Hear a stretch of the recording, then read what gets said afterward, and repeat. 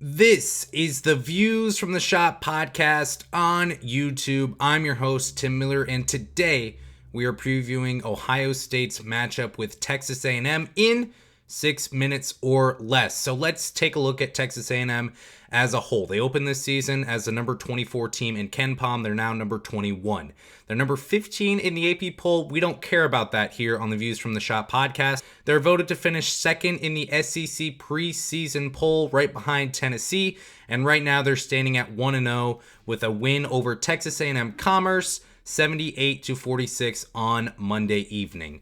Let's preview the Ohio State offense against the Texas A&M defense. So, the Aggies last season, 101.4 defensive rating. That was 77th percentile in all of college basketball, so a solid defensive team overall. They were not a great defensive rebounding team. We'll talk about that in a second.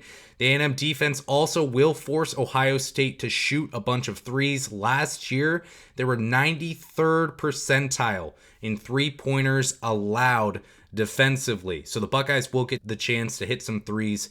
In this one, they've got a suffocating defense that will attack gaps and close out tight on offenses. All their opponents last season, when it comes to field goal percentage, true shooting percentage, effective field goal percentage, and offensive rating, all of those metrics were either below average or downright poor. Players to keep an eye on defensively for Texas A&M, Solomon Washington. Phenomenal defender. Head coach Buzz Williams has been really vocal about him. He did have 10 points in game one, but his biggest impact comes defensively. He's got great instincts, a 2.4% steal percentage, and 5.6% block percentage. Both of those are elite. Buzz Williams speaks really highly of Washington. He's going to try to shut down Ohio State on the front court here in this one.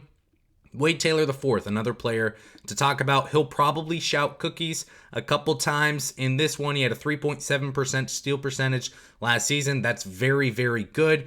And of course, he was voted SEC preseason player of the year. Their guards can block shots. Wade Taylor IV, Tyrese Radford as well. Their defense can block shots, but especially their guards. This is a good defensive team for Texas A&M that doesn't rebound well defensively, but that's really the only issue that they've got defensively. Now, offensively, last season they were 88th percentile offensive rating while still being a slower paced team. A&M was spectacular when it comes to offensive rebounding last season, and they've carried that into this season. Last year, 47.1% offensive rebounding percentage. That is insanely good. So they're going to crash the glass offensively. They got to the free throw line more than literally any team in college basketball last season, and they shot really well from the charity stripe. They didn't shoot well against Texas A&M Commerce. We'll see if that's a trend to continue to watch as the season goes on.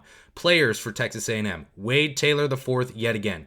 Really good shooter from range. He's got an exceptional assist percentage. He's not going to score in the paint a lot, but he can shoot it. He will dish out some assists tonight in this one. He had 16.6 assists and 4 rebounds in the Aggies' first game against Texas A&M Commerce. Tyrese Radford, he shoots a lot at the rim and on the drive, doesn't convert very well from there. He's not a great shooter overall from deep, but he has a super high usage rate and is a phenomenal facilitator thanks to his ability to really draw the defense in and find an open man, especially on a kickout.